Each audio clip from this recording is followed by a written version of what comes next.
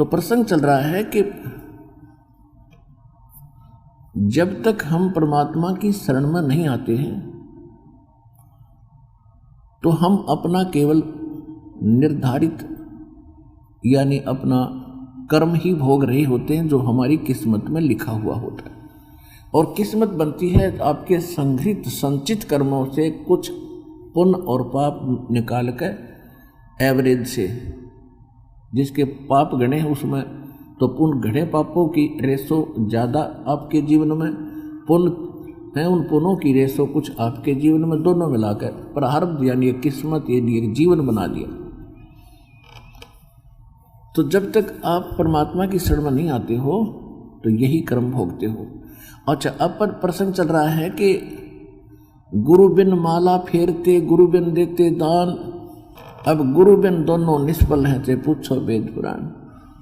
पहले परमात्मा स्वयं आए थे, हमें खूब सुख दिया, आशीर्वाद से हमें तृप्त किया, क्योंकि उसको मालूम था कि ये टेक तो नहीं सकते पर इन्हें इतना तृप्त कर दूं, इनको 10-20 मनुष्य जीवन तो मिल जाएंगे, कुत्ते गधे की सूर की योनियों मत ना जाएंगे। और फिर संभाल लिए। अब जैसे ऐसे समय में आपका जन्म ऐसी तरफ कोई कहीं जा रहा था, कोई नीलकंठ पर, कोई केदारनाथ पर मर गए बेचारे परमात्मा पाने के लिए, और कोई अमरनाथ की यात्रा पर जाते हैं वहाँ भी मारे जाते हैं, और नहीं भी मरते हैं तो डले ठोकर वापस आ जाते हैं क्योंकि ज्ञान के बिना। तो कहने का भाव ये है कि परमात्मा ने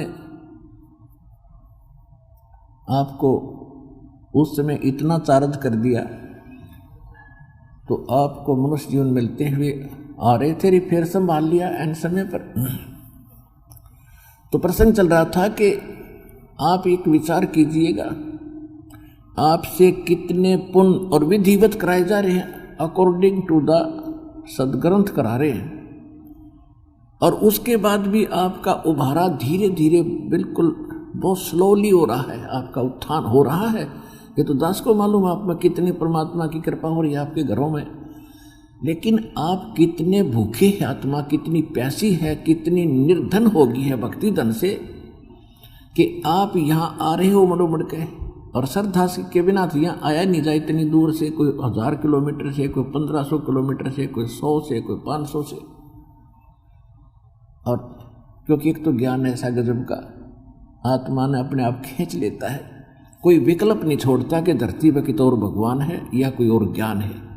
तो एक तो यूँ कारण बन गया आपको डगमगे हो ही नहीं सकते, और हम डगमग नहीं होंगे इस सुपथ पर चलते रहे तो अपने घर भी पहुंच जाएंगे।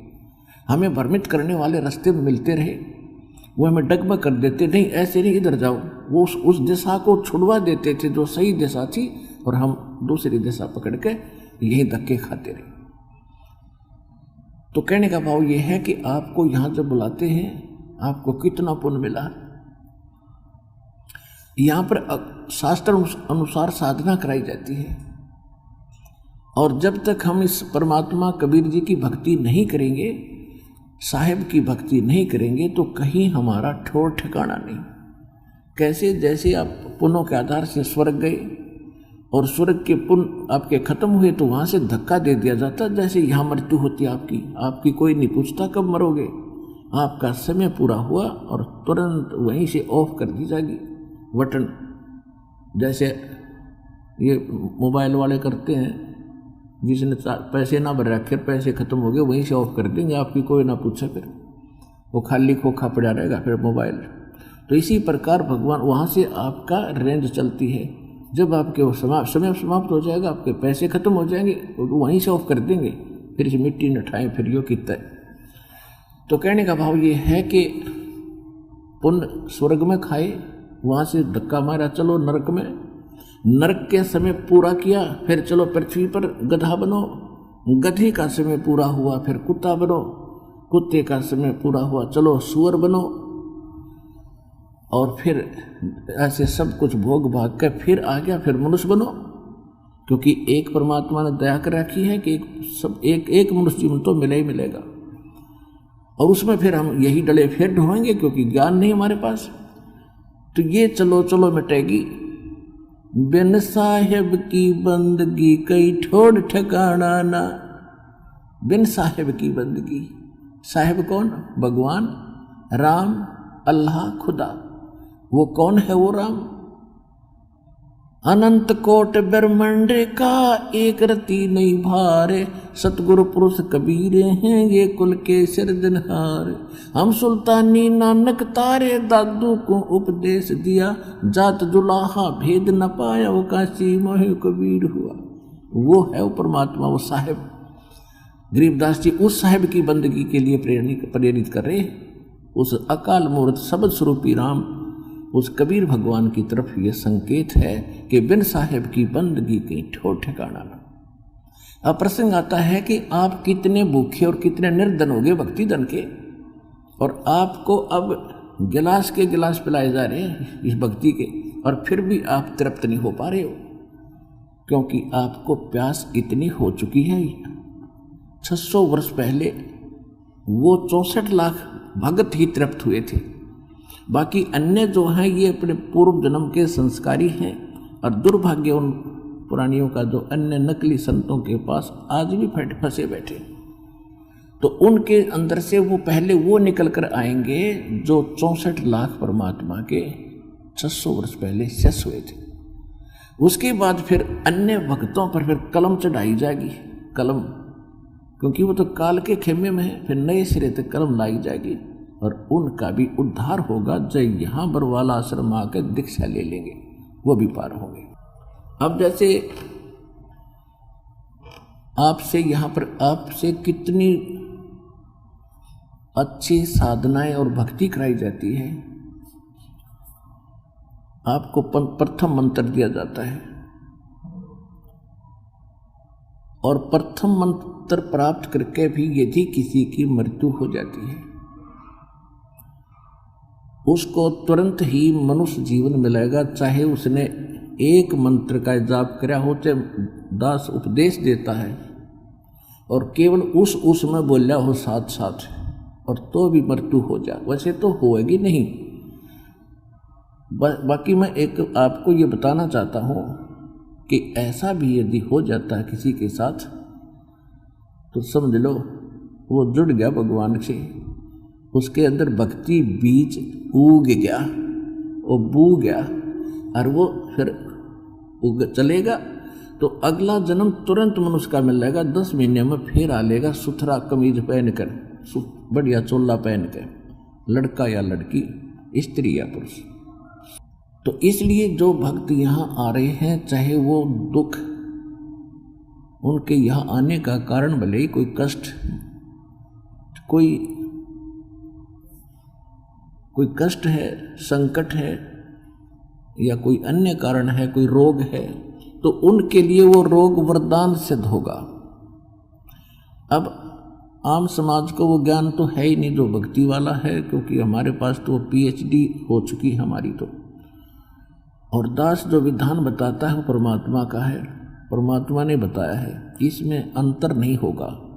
ये अलग बात है कि आपका कद समझ में आवेगी तो ये दास बता रहा है सही है, क्योंकि जो शेष हो जाते हैं वो शेष बच्चे होते हैं वचन के, जिसको नाद के शेष यानी बच्चे, पुत्र पुत्री, जो भी इस दास से उपदेश ले चुका है। तो जिन्होंने इस दास से दीक्षा ले ली वो इस दास के वचन के पुत्र पुत्री होगी। और उनकी आयु कैसी है? तो अब यहाँ पर कोई तो 10 वर्ष से दीक्षा लिए हुए है, कोई 15 वर्ष से, कोई 20 वर्ष से, क्योंकि सन 1994 से दास ये दीक्षा देने लगा था, जिसको लगभग 19 वर्ष हो चुके हैं, 20 मार्च शुरू हो गया।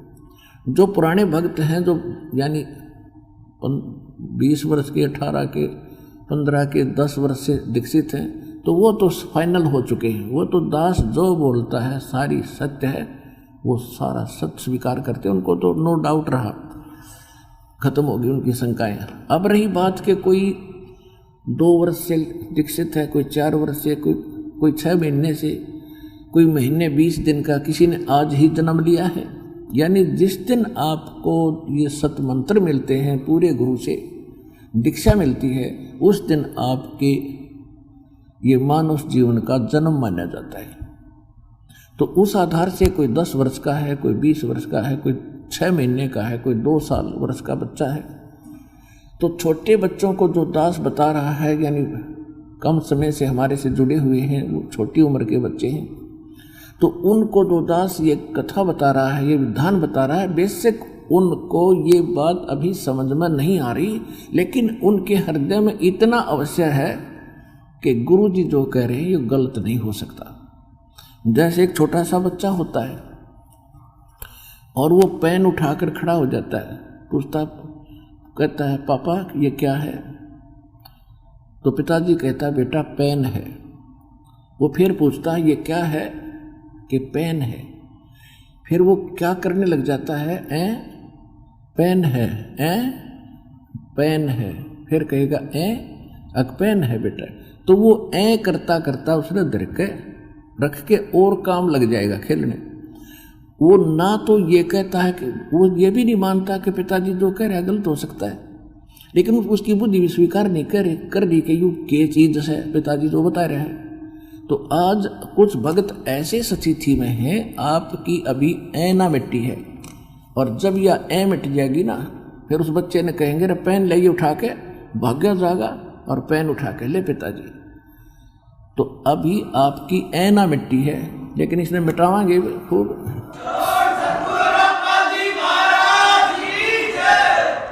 तो देखो पुण्यात्माओं, ये सतलोक आश्रम बरवाला हमारा मूल काम है आपको मोक्ष दिलाना, गारंटीड मोक्ष, मुक्ति। और वो स्थान जो गीता ज्ञानदाता भी कहता है कि मैं नहीं जानता उस भक्ति विधि को, किसी तत्वदर्शी संत से पूछो। वो तत्वदर्शी संत परमात्मा का दास ही बैठा है।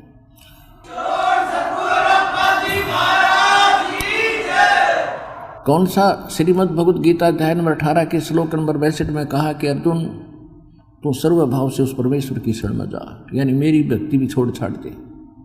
सर्व भाव से उस परमेश्वर की शरण में जा जो गीता ज्ञानदाता से अन्य है, और उसकी कृपा से तू परम शांति को और सनातन परम धाम को प्राप्त होगा।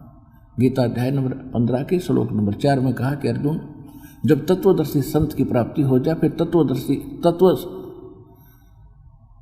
उस तत्व ज्ञान रूपी शस्त्र के द्वारा सज्ञान न काट के उसके पश्चात परमेश्वर के उस परम पद की खोज करनी चाहिए, जहां जाने के बाद साधक फिर लौटकर कभी संसार में नहीं आते। और जिस परमेश्वर ने सब ब्रह्मांडों की रचना की है, और केवल उसी की भक्ति कर और उसी की शरण में रहे, तो वो कौन है वो आपको बता दिया। अंत कोट ब्रह्मांड का एक रत्ती निभार सतगुरु पुरुष कबीर है, सब के सृजनहार। और कौन वो कबीर, हम सुल्तानी नानक तारे दादू को उपदेश दिया, हरजात दुल्हा भेद निभाया, काशी माए कबीर वो धानक वो दुल्हा, वो है वो सारी सृष्टि रचनार। अब वो स्थान मिल जाएगा आपको इस सतलोक आश्रम बरवाला में।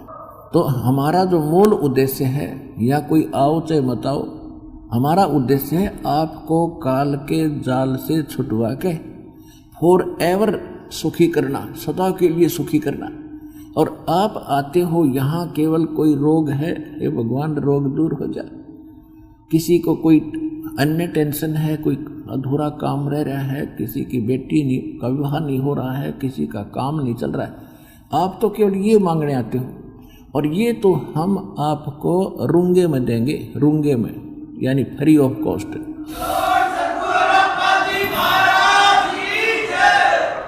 रूंगा क्या होता है? रूंगा, अब नए बच्चों को तो पता नहीं, हम बूढ़ों को खूब ज्ञान है। जब हम छोटे छोटे होते थे तो पहले पैसा नहीं होता था गांव में। सभी कार्य जो भी कोई वस्तु लेनी होती थी, दुकान पर जाते थे या दुकानदार वहाँ आते थे, फेरी लगाने वाले, कोई सब्जी बेचने या कोई कुछ बेर बेचने वाला, कोई फल जाता था। तो हमारी दादी जी क्या करती थी, एक बेला भर के गेहूं का, और सामने आकर बैठ जाता था वो कोई सामान बेचने, या जैसे कोई फल ले रहा है या कोई सब्जी ले रहा है, आलू या टिंडे, तो वो पूछा करती भाई कैसे देगा टिंडे। तो क्या करता था, गेहूं के 2 बार यानी गेहूँ आपके एक बेला गेहूँ है, बल तो तराजू में डाल दिया और दूसरे पलड़े में टिंडे भर दिए, बराबर के तोल के टिंडे डाल दिए 2 बार। फिर मेरी दादी जी कहा करती, भाई रूंगा और दे, रूंगा यानी सौदा तो लिया जो होना था, रूंगा वो 2 टिंडे ठाकर और दे देता, लेता ही ना, भाई एक और दे दे, ले एक और ले ले। तो वो रूंगा कहा करते थे, यानी फ्री ऑफ कॉस्ट, सौदे तन्यारा। तो जो आपको ये कष्ट है, चाहे कैंसर का बाप हो, जब सच्ची नीति लागोगे ये दुख दूर होंगे।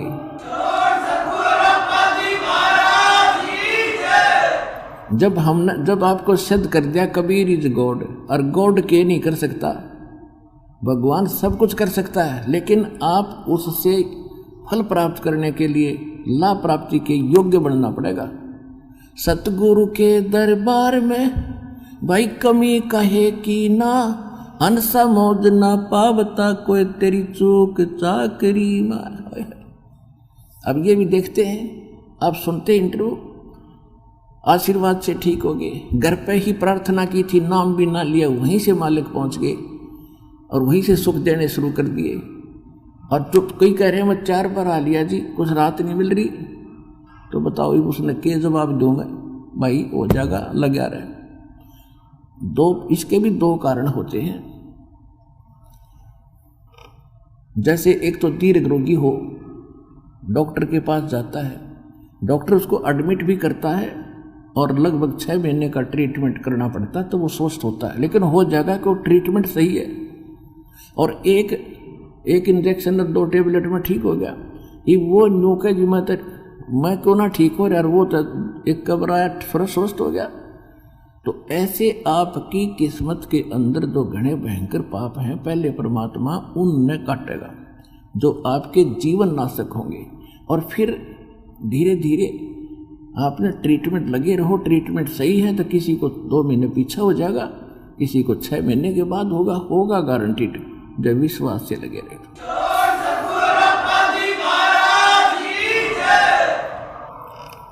तो परमात्मा ने ये इसलिए किया है कि हमारा जो मूल उद्देश्य है आपकी मुक्ति कराना। और जैसे आप जिस परिवार में जन्मे हो, उनका उद्देश्य है जब तक आप कुछ लाभ देने योग्य हैं और आपकी मृत्यु हो जाती है, सारा परिवार होता है।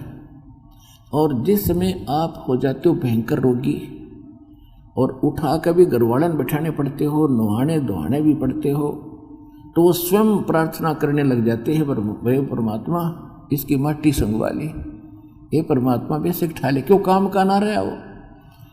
तो कहने का भाव ये है कि इसको भी मद्देनजर रखना इस मार्ग पर चलने के लिए।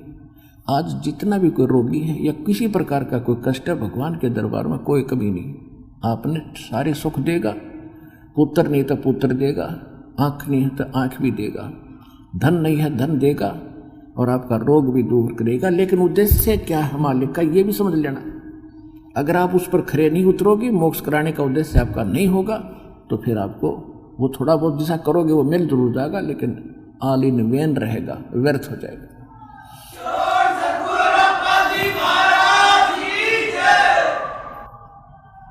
अपनात्माओं, दास तो उस परमात्मा का एक कुत्ता है और आपके लिए भौंक रहा है। आप धनी हो उस, और आपको जगाने के लिए बार बार प्रयत्न कर रहा हूँ, और जो जाग गया इस मार्ग पर लाग गया, बेड़ा पार हो जाएगा, उसका सारा धन बच जाएगा और सदा सुखी रहेगा।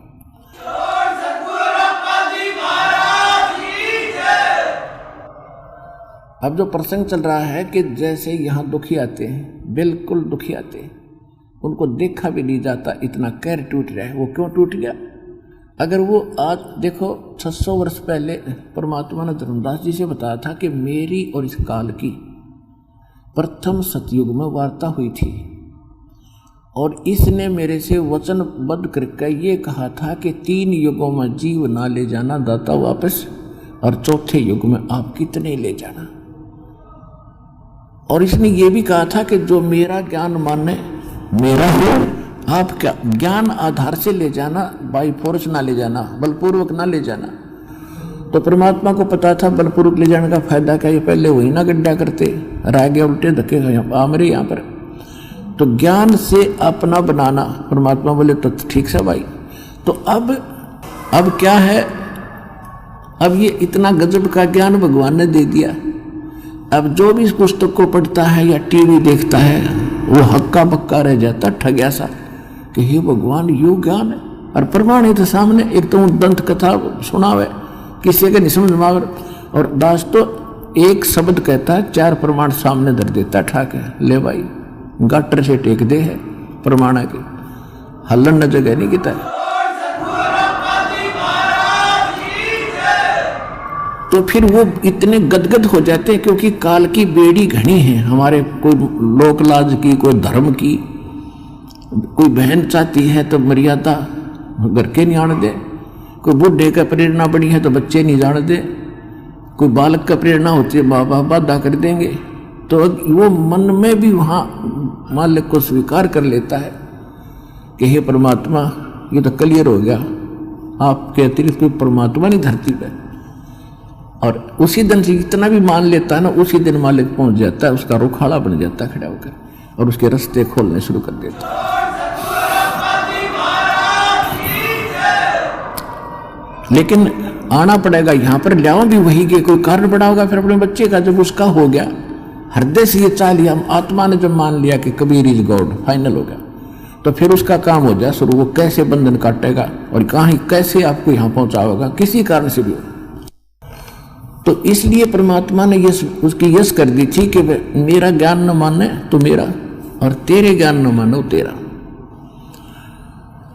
अब देखो परमात्मा चाहते हैं कि आपका मोक्ष हो, असंग जन्म हो गए आपको इसी प्रोसीजर में, कभी पशु बने, कभी पक्षी बने, मनुष्य बने, राजा बने, देवता बने और फिर गधा बने। ये कर्म खत्म नहीं हुआ अभी तक। कोटि जन्म तन भरमत हो गए कुछ ना हाथ लगा रे, कुकर सुकर खरबया बोरे कौआ हंस बगारे। कोटि जन्म तू राजा की ना मिटी न मन की आशा, और भिक्षुक होकर दर दर घूमया ये मिला ना निर्गुण रासा। इधर कुबेर ईश की पदवी ब्रह्मा वन धन राया, और विष्णुनाथ के पुर को जाके तो फिर भी उल्टा आया। कहते विष्णुनाथ के पुर को वहां जाके फिर वापस आया। असंग जन्म तन मरत्या हो गए जीवित क्यों ना मरे रे, और 12 दर मद महल मठ बोरे, फिर बोर ना दे धरे रे। दोजक बेस्ट समीत देखे राजपाट के रसिया, और 3 लोक से तरपत नाही ये मन भोगी कसिया। कहते सतगुरु मिले तो इच्छा मिटे पद्मल पदे समाना, और चल हंसा उस लोक पठाऊं जो आज अमर स्थाना। 4 मुक्ति जहाँ चंपी करती ओए होए उस सतलोक में, यहाँ की 4 मुक्तियों को बड़ी अच्छी माना जाता है, और ये तो अस्थायी है। चाहे ब्रह्मलोक में चले गए वहां भी ये चौथी मुक्ति, सारी मुक्तियां समाप्त होकर फिर नरक में जाते हो आप। कहते हैं वहां 4 मुक्ति जहाँ चंपी करती, यानी तेरे चरणों में पड़ी रहेगी। और माया होरी दासी ओए होए, दास गरीब अबे पद पर से वो मिले राम अविनाशी।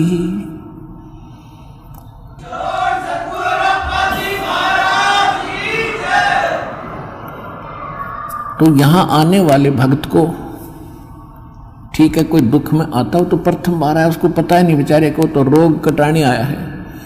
लेकिन यहां आएगा सच्चे दिल से, सच्चे हृदय से, चाहे कितना भयंकर रोग है तुरंत आराम उसी दिन शुरू हो जाएगा, घंटे भीतर उसको नाम दीक्षा लेते।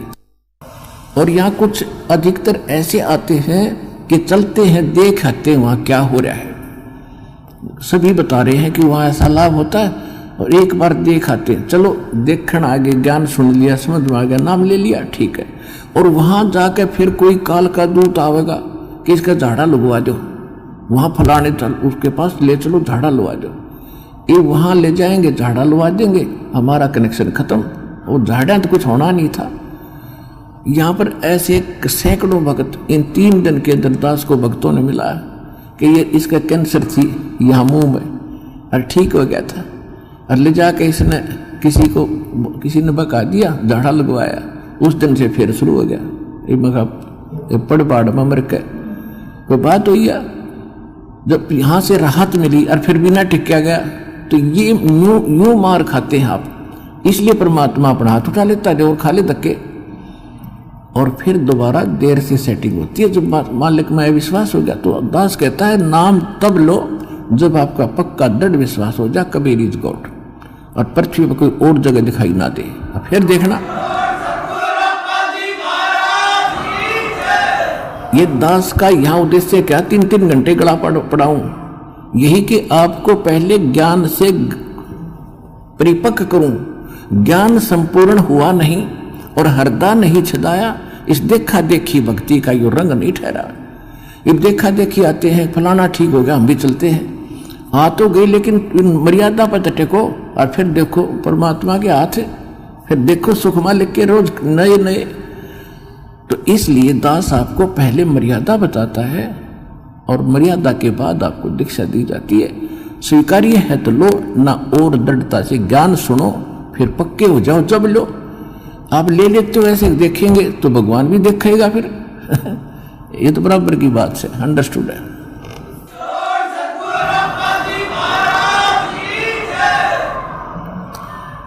अब जैसे आपसे दास अर्ज कर रहा है कि जिन्होंने आकर नाम ले लिया, यदि पक्के होकर लग गए, चाहे कोई 1000 नो कह दे चलो वहां मत्था टेक ले, बस छोड़ दे, तो बोलना मत, मैं मरूं चाहे जीऊं, अब मालिक के शरण मरूंगा, तो यहां तक मरण में भी लाभ होगा, वहां मरण में भी लाभ कोई नहीं।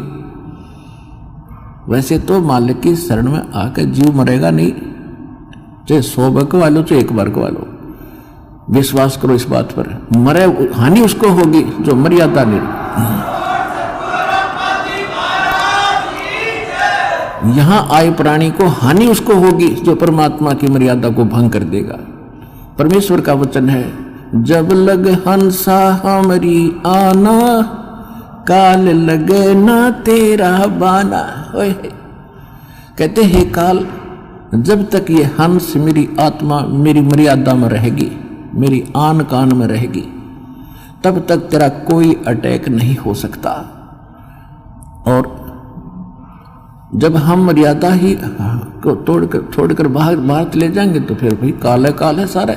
जैसे वर्षा हो रही है, बाहर ओले गिर रहे हैं और आप यहाँ शेड में बैठे हो, कोई नो प्रॉब्लम, और शेड तो बाहर निकल जाए बालक तो सिर फोड़ देगा वो, ओड़े को तो पड़न लग रहे, ओड़े कट्टा लगेंगे जाते ही। तो ये कालते नरे ओड़े गिरे हैं, जहां भी आप जाओगे ओड़े पड़ दे पाओगे आपने। केवल एक बचाव का स्थान है तो कबीर परमात्मा की शरण है, इसने छोड़ते हैं फिर ओड़े हैं कितना जालियो।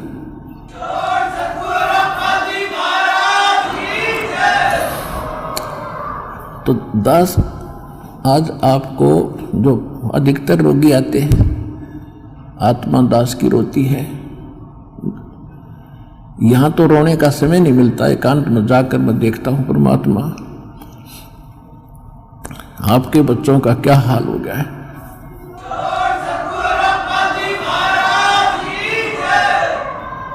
एक एक टूक को तरस रहे हैं, एक एक रोटी के लिए सारा दिन भटकते फिरते, और ऊपर से एक कहर अलग से टूटे हैं इनके ऊपर। किसी को संतान नहीं, वो उसी दुख में सड़ रहा है, जल रहा है, किसी का कैंसर है, किसी को और दोष है, और एक पल का इनको पता नहीं कब क्या हो जाएगा।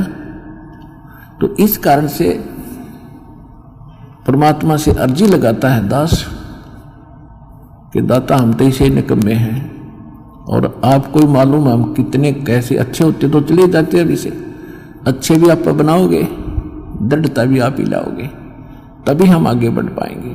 फिर भी इतनी उसके बाद भी कोई मर्यादा ठीक नहीं रखता है और अपनी मनमानी करता है, फिर हमारी अर्ज भी फेल और भगवान भी मदद आपकी नहीं करेगी। तो सबसे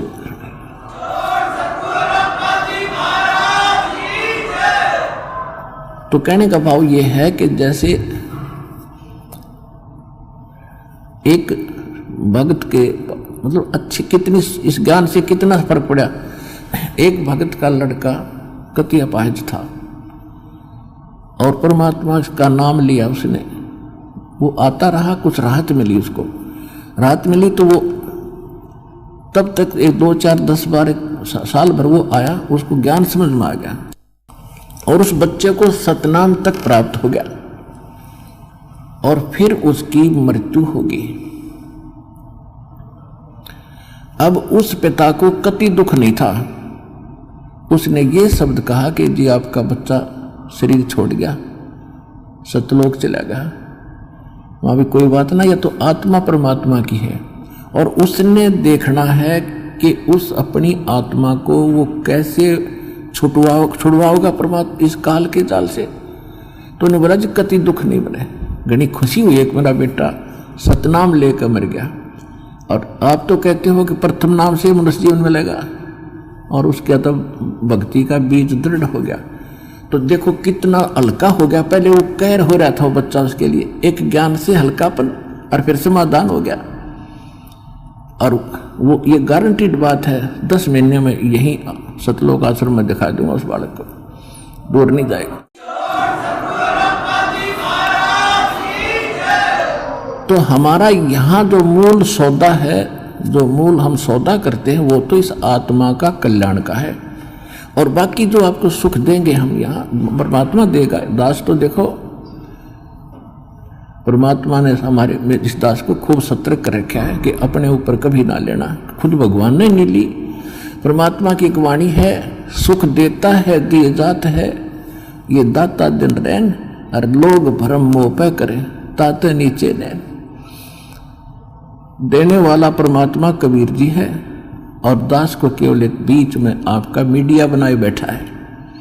और आपको आप कहते हैं गुरु रामपाल ने ये सुख कर दिया, तो उसमें दास के नैन नीचे हो जाते हैं।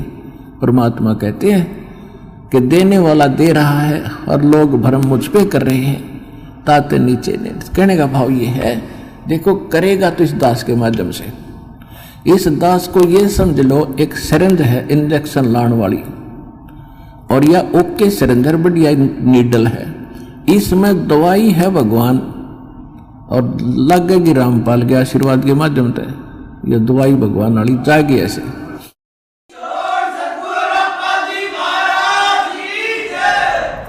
तो इस प्रकार आप जी ने पहले तो ज्ञान समझना चाहिए। ज्ञान के ऊपर दास ने जोर दिया है, भगवान का भी आदेश है कि घर घर देखो बोध विचारा सत्य नाम सब ठोर उचारा। घर घर में ये ज्ञान की चर्चा चलेगी, शुरू होगी। जिस घर में आप जाओगे जाते भगवान के अतिरिक्त कोई चर्चा नहीं सारे दिन, ना तो इनमें कोई ताशबत खेला करता, कोई इधर उधर की गप्पे मारा करता, फलाने ने ऐसे कर दिया, दकड़े ने ऐसे कर दिया, ये गप्पे मारा करते घर बैठ के। आज हमें फर्स्ट टाइम है को नहीं, या तो सुबह का नित्यनेम, दोपहर की रामायणी, शाम की आरती, बीच में मंत्र, हमें इतना बड़ा सिलेबस दे दिया, हमने बकवाद करने का समय को नहीं। और समय मिलता है तो मालिक की चर्चा ही करते और कराते हैं। कितना अच्छा समय मिल गया। तो कहने का भाव ये है कि पहले इस ज्ञान को समझो और ज्ञान समझ के फिर भक्ति शुरू करो। चाहे कितना भयंकर रोग है, भगवान परमात्मा ने प्रसन्न कर लो। वो कैसे प्रसन्न होगा? जिस दिन वो प्रसन्न हो गया वो तो सोने कैसी काया बना दे जीव की 1 सेकंड में। एक बार 350-360 के लगभग कोड़ी थे, कोड़ी, और कबीर परमेश्वर के पास काशी में उनकी सुनकर महिमा इकट्ठे चले गए। 5-7 गए पहले तो, बोला जी हम ऐसे दुखी है और ऐसे हैं। परमात्मा बोले भाई तुम वो सारे को डियान बुला लो, जानो किसी ने, सारे ने जाना है कि उनको सबको बुला लो। पर एक बात है, तुमने भक्ति करनी पड़ेगी आजीवन, और भक्ति छोड़ दोगे ना फिर तुम्हें फिर हानि हो सकती है। कान पकड़े जी, कदे नहीं छोड़ेंगे और हम तो सदा आपके चरणों में पड़े रहेंगे। 360 कति को चाम पड़ा था कट कट के, और परमात्मा ने आशीर्वाद मात्र से सारे 1 सेकंड में कति स्वस्थ कर दिए। कबीर भगवान ने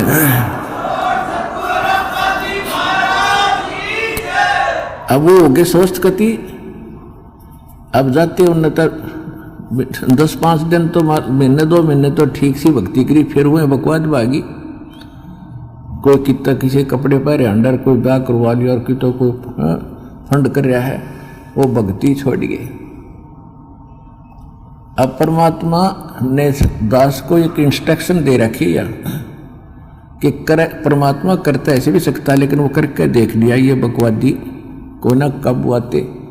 अब उनको सुख भी दे दिया, फिर काल के पाले में जा खड़े हुए, क्या फायदा हुआ? वेस्ट, मालिक की शक्ति खराब गई। लेकिन परमात्मा ने अपनी, वैसे मालिक की पावर तो एंड होता ही नहीं, लेकिन उस समय मालिक ने यह दिखाना था कि भगवान जो काम करा करा वो कबीर जी कर रहे थे, और इससे सिद्ध है कि कबीर इज गॉड। उस प्रमाण के लिए ये भी हमारे लिए सिद्ध होता है कि परमात्मा कबीर जी है। एक बार दास एक गांव में एक भगत के सत्संग करण पाठ करा कर घर घर में जाकर, उनके पड़ोस में एक लड़की के, जवान लड़की, ब्याह रखी हुआ और शादी हुई थी। दोनों गुर्दे फेल हो गए और उनने छोड़ दी। सारे चेक करा ली, कोई राप नहीं, और खाट में पड़ी सोई आ रही, मुंह पर हाथों पर। हमारे उस भगत ने उनसे कहा कि आप दीक्षा ले लो, अरे यह लड़की, इनके आशीर्वाद नाम लेने से राहत मिलेगी तुमने। तो लड़की ने और उसकी माँ ने नाम ले लिया। फिर उनको उस भगत ने सलाह दी कि तुम एक पाठ करा लो घर पे, गुरुजी आते हैं पाठ कर देंगे। हम उनके घर पाठ करने गए तो वह लड़की एक चारपाई पर पड़ी और उठन की हिम्मत नहीं, उन्होंने कहती उठती है नहीं। 6 महीने से खाट पकड़ रखी है। उसको उठा के भगत और परिवार वाले वहां जहाँ दास बैठा था वहां ले प्रणाम कराया। मैंने उनसे कहा कि इसको सेवा करवाओ, बर्तन साफ कराओ। भगत गए हुए थे 20-30 जैसे सत्संग जाते थे हम पाठ कराने, तो खाना खुना बनाते थे वहाँ, इनका बर्तन साफ कराओ। उनके घर वाले सोचने लगे भाई तो कैसे बर्तन साफ करेगी। भगत बोले जो कहा है तुम ऐसे करो, इसको बैठाओ पिड्डे पे।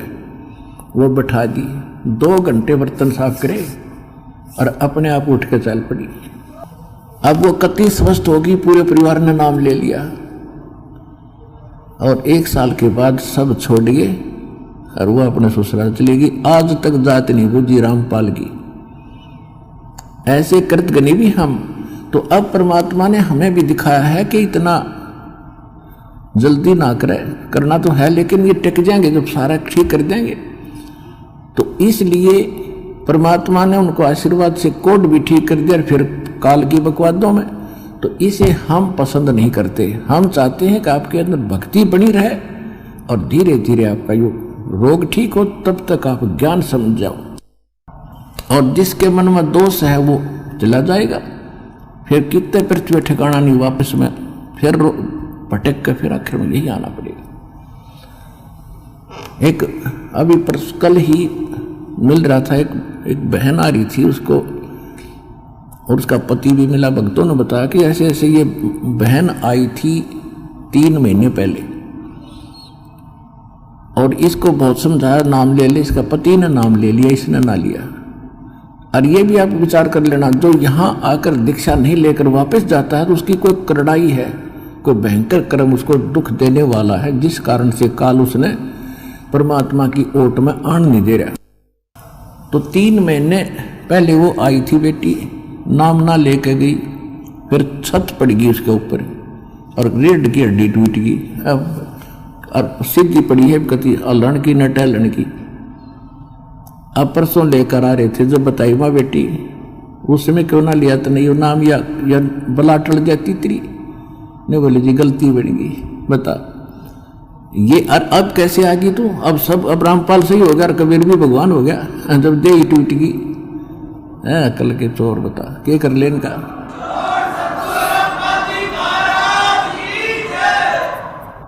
दुख में सुमरण सब करे, सुख में करे ना कोई। जय सुख में सुमरण करे तो दुख काहे को होवे। संत शरण में आने से आई टले बला।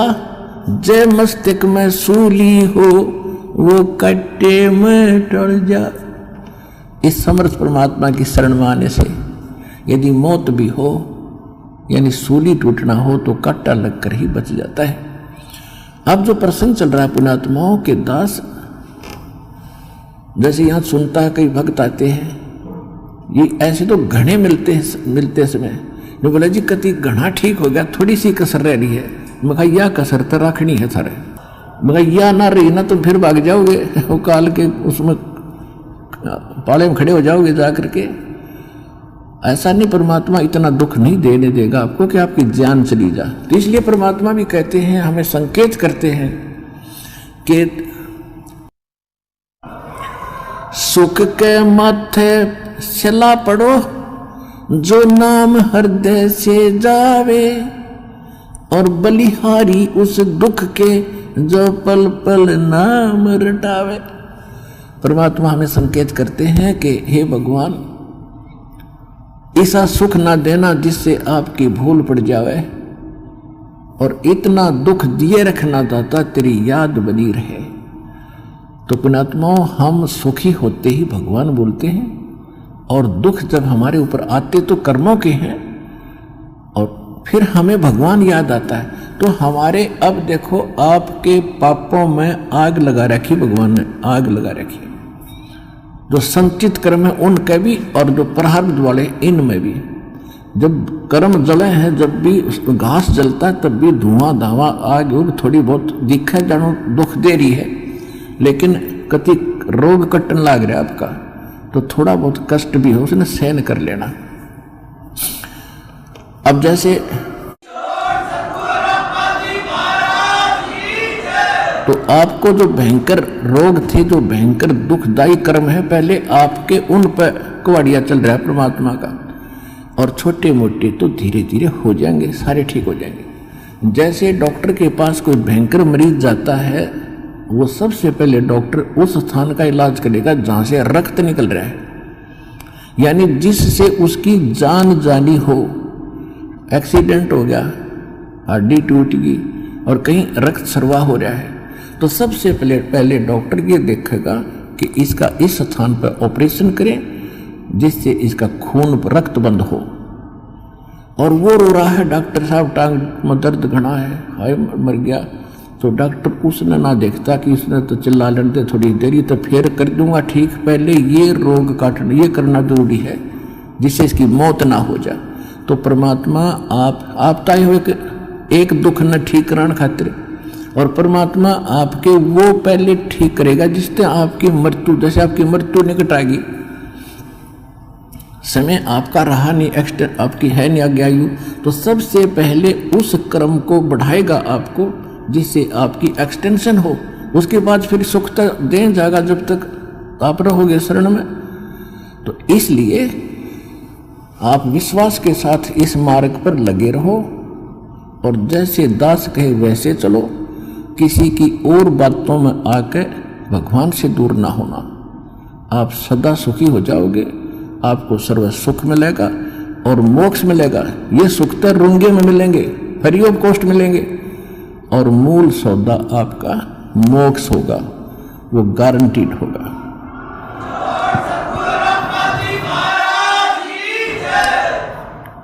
तो आज का सत्संग इतना ही। सत साई।